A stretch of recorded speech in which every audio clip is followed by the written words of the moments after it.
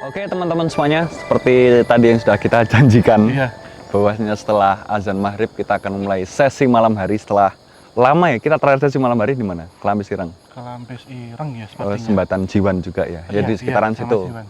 Dan ini untuk edisi pertama kali mungkin di area Jawa Barat. Dan malam ya? Dan malam. Iya. Dan malam Jumat juga. Iya.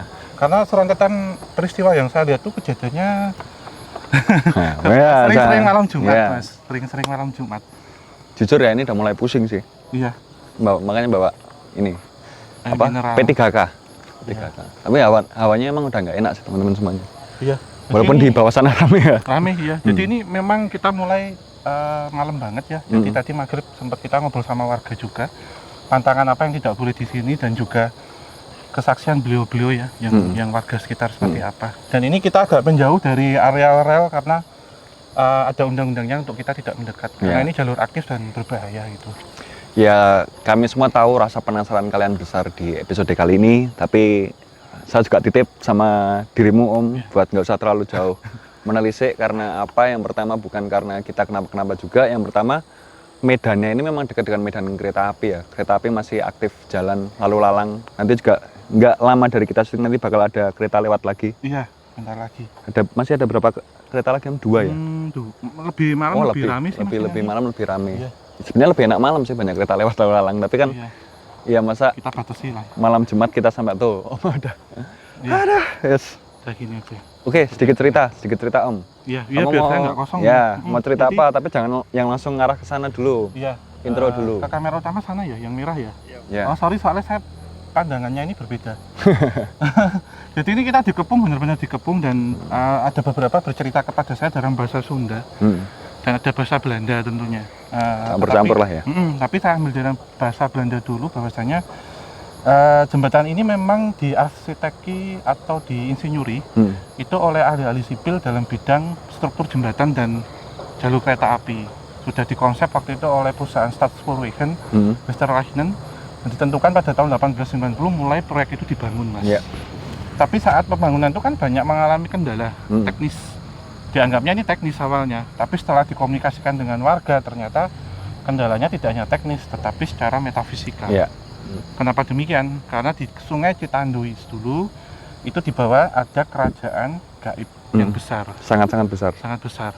Tepat di bawah ini. Iya sih di situ ya. Iya.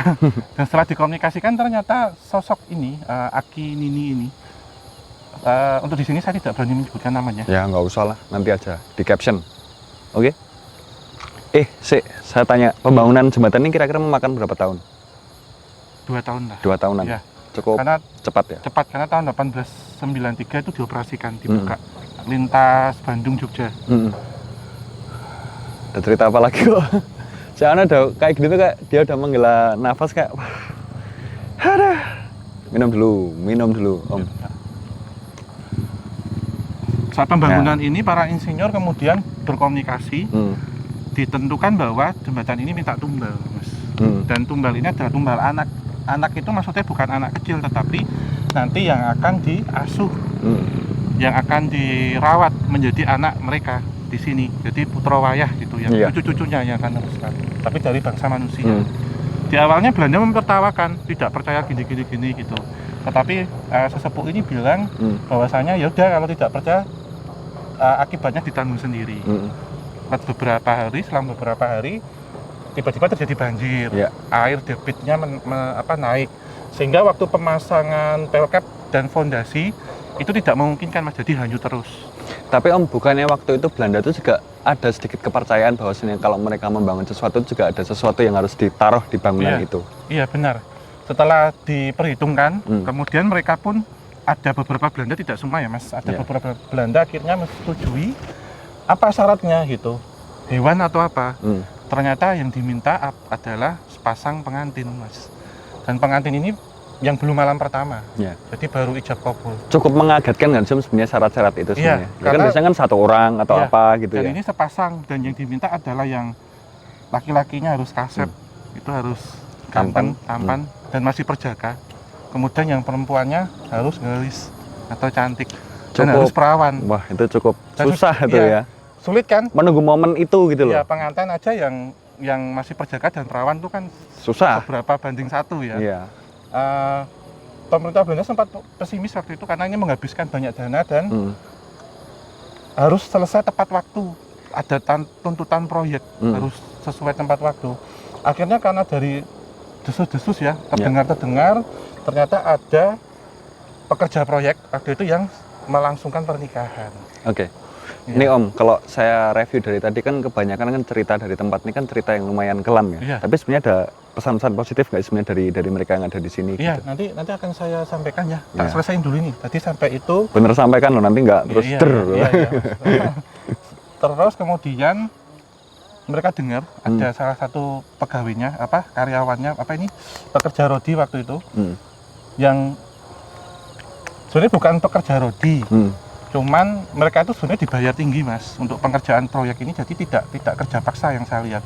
Cuman dalam proses pembangunannya itu terjadi banyak kecelakaan yang menelan korban jiwa waktu itu, tapi tidak disengaja. Saya lihat kejadiannya itu Kamis pagi, jadi melangsungkan akad pernikahan jam 9 pagi. Lalu agak mendekati siang, orang Belanda mengirim centeng-centeng atau ya utusannya lah untuk menjemput. Mereka seperti nanti dipanggil oleh Tuan Menir untuk ke sini. Nanti dijebak, akan diberikan hadiah gini. Namanya orang kecil kan cuma ngikut Mas. Yeah. Nah sesampainya di sini sore hari, mereka langsung diintimidasi, diikat, kemudian disatukan gini dan diikat dengan kayak rantai sama tali tambang. Biar nggak bisa kemana-mana. Iya, dan ya berontak lah Mas gini. Terus sudah disiapkan lubang yang di sebelah sana. Waktu itu kejadiannya sore dan malam Jumat juga, maghrib lah ya.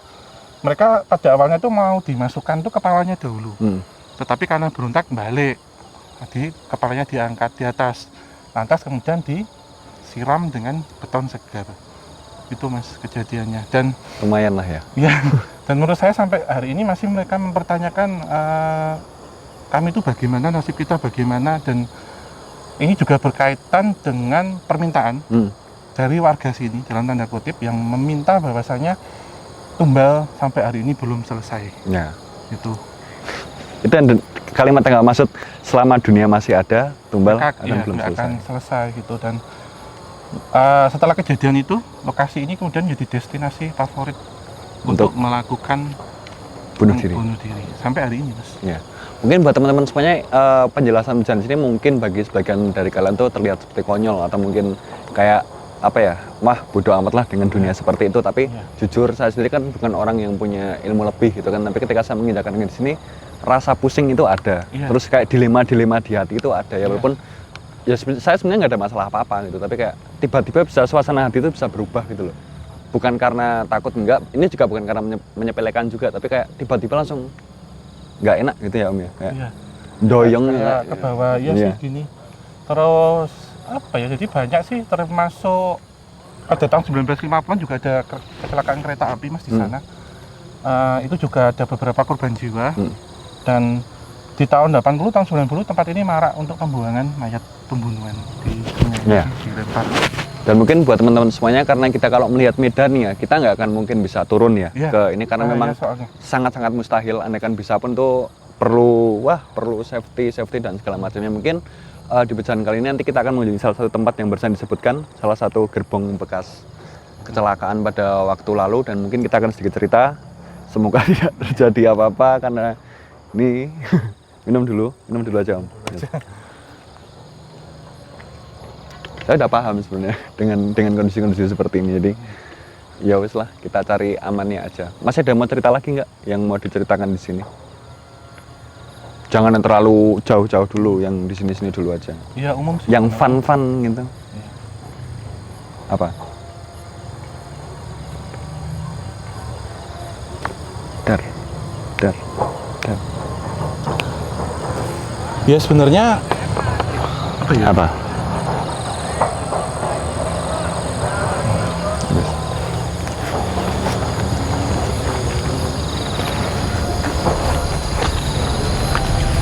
Kue lo Jinggo. Kasih nih bunuh diri. Ya wes, nggak usah ikut-ikut.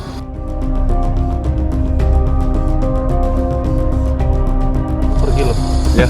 Iya. Ini Yuk, Bas. yuk. Om ayo, Udah. Om.